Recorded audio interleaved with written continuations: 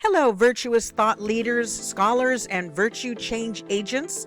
My name is Dr. Lisa Marie Portugal, and I am the Leadership Architect. I'd like to welcome you today to another talk that I have prepared for you and in service to you and your goals. This talk is out of one of my books called A Culture of Excellence, Virtuous Leadership Principles for Organizational Success, a Management System.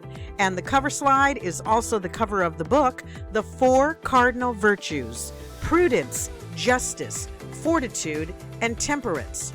And this particular talk is called Undertaking an Organizational Cultural Change. And there is my personal and professional logo and brand, which is Virtuous Leadership. And I invite you to think about what your leadership brand will be, your leadership style, and maybe creating a logo for yourself. And I'd also like to invite you to live virtuously. Okay, so here is the table of contents. There's my about page. Foster an authorship and ownership mindset. I love that. Foster a culture of excellence. I love that also. That's why I named my book A Culture of Excellence. And taking personal responsibility, something we can teach others how to do well if you're good at that. And then, of course, conclusion. All right, so here is my about page, and I want to have you think about what are elements or factors that could create a shared culture of excellence, and how might you go about doing that in your own leadership brand and style in the world. You know, our society needs it, our communities need it, and I would love to live in a nation with a shared culture of excellence. Wouldn't you? Okay, so let's move on. Foster an authorship and ownership mindset. To undertake an organizational culture change, leaders should consider a framework where employees can participate in creating the organization's procedures and rules. Neat concept, right? This type of shared participation engages employees in a more highly motivated manner where they can contribute to the growth and prosperity of the organization with an authorship and ownership mindset. So you as a leader or a manager, or in whatever role you're interacting with others in, what are ways that you can help others participate, right? Participate in their own growth, in creating new procedures and rules and policies, and creating that shared culture of excellence. So regardless of what walk of life people may come from, you may find commonality and partnership in a lot of the virtues that we as Christians talk about. So how can we put those virtues out there in everything that we do and cooperate with other people? All the while, of course, finding that commonality, but also teaching our Jesus Christ leadership model. So cooperation, teamwork, and having a voice in decision-making can be useful tools to foster higher motivation to achieve excellence. Promoting a workplace environment where employees and managers view the organization as a social union to advance the well-being of all can produce a culture of excellence and integrity over a mere instrument for personal gain at the expense of others. Fostering a culture of excellence. What might that look like?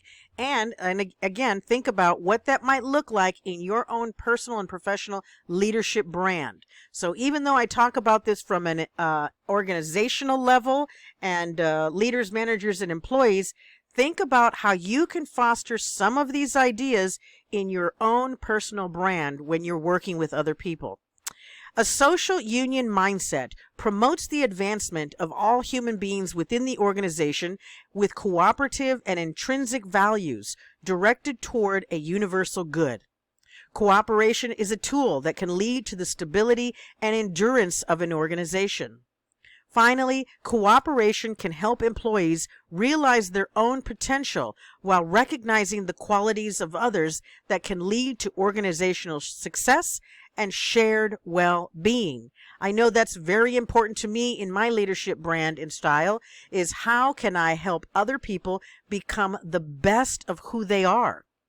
When individuals view organizations as a means to personal enrichment rather than fostering a culture of excellence for the well-being of all, greed and other vice can easily manifest and destroy an organization from within.